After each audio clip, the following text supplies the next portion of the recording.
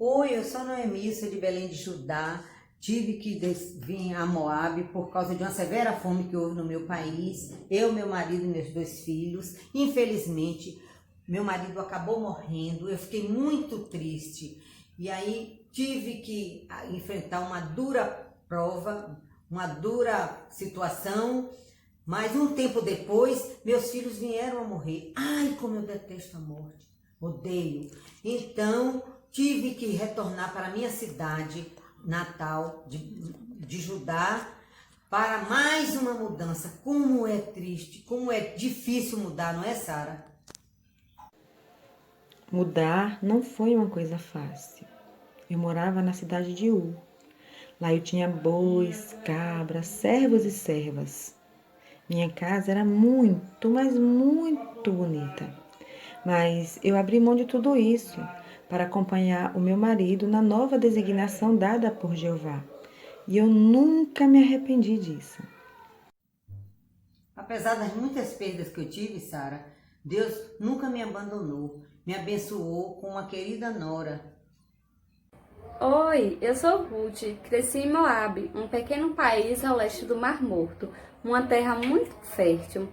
Foi por isso que conheci meu falecido marido e sua família. Sofri muito com a perda dele, mas o Deus que ele me apresentou me trouxe uma esperança maravilhosa, a ressurreição. Minha história pode lembrar a todos que tragédias e coisas ruins acontecem tanto com pessoas boas como com pessoas más. Mostra também que diante de uma perda difícil, é bom ter o consolo de outros, especialmente dos que se refugiam em Jeová. E por falar em refúgio, eu sou Raabe, sou de Jericó. Aqui em minha casa, hospedei 2 espiãs israelitas. A visita deles fortaleceu muito a minha fé. Quando as muralhas de Jericó caíram, Jeová, o Deus de Israel, protegeu a minha vida e a vida da minha família. Igual a mim, os novos que hoje aprendem a verdade sobre Jeová não precisam ter medo do julgamento no dia dele. As pessoas podem se desviar do modo de vida que levavam antes e procurar ajuda dos que servem a Jeová para obter a salvação. Bêbada, eu? Como pode? O sacerdote ali achar que eu estava bebendo. Eu tenho cara de quem bebe?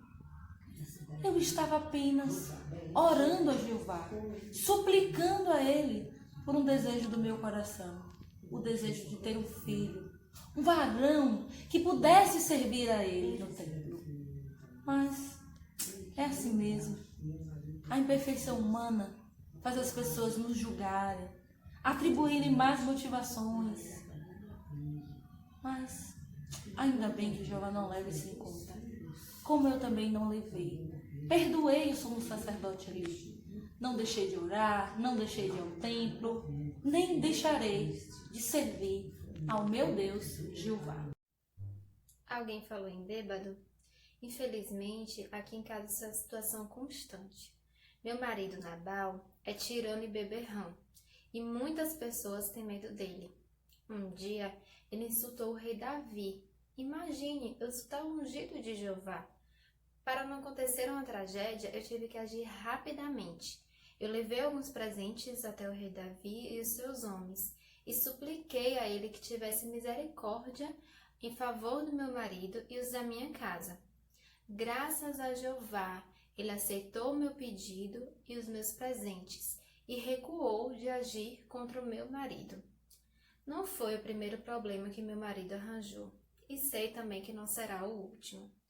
Mas eu não me rebelarei contra a chefia do meu marido, e estou determinada a colocar a submissão a Deus à frente da submissão do meu marido. Olha, Abigail, eu te admiro muito. Seu exemplo como esposa me inspira, principalmente na sensatez, de saber a hora certa de falar e de ficar calada. Eu também tive um marido que não era adorador de Jeová. O nome dele era Assuero. Um certo dia eu precisei comparecer perante ele para proteger o meu povo. E olha que fazer isso não era fácil, pois se eu comparecesse perante o rei sem ser chamada por ele, eu estava sujeita à morte. Esse, sem dúvida, foi o maior teste de fé da minha vida. Mas eu precisava fazer alguma coisa. Eu não podia deixar o medo me paralisar. E por falar em medo, Esther, eu senti muito medo quando o anjo Gabriel veio me avisar que eu seria a mãe do Filho de Deus aqui na terra. Imagine, o seu primogênito, o seu filho amado. Com certeza, eu terei que cuidar muito bem dele aqui na terra e protegê-lo até que ele crescesse. Ah, foi muito desafiador para mim, mas Jeová sempre segurou em minha mão, pois com alguém leal, age sempre com lealdade. E à medida que fazemos o nosso melhor para cumprir as nossas designações, Jeová nos abençoa. Será maravilhoso no futuro contar para eles detalhes que aconteceu conosco e eles nos contar o que aconteceu na época deles para nós. Assim, continue fazendo tudo o que puder agora para tornar essas pessoas reais para você. Continue a imitar a sua fé. Que você sinta alegria em servir a Jeová junto com elas. E que vocês sejam bons amigos para sempre. Fé, compaixão, coragem, lealdade. Dessas mulheres podemos aprender. São qualidades que todos podem ter. O seu bom exemplo temos de imitar.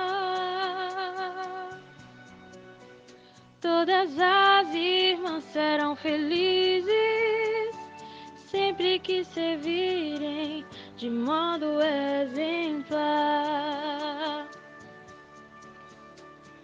Nossas irmãs e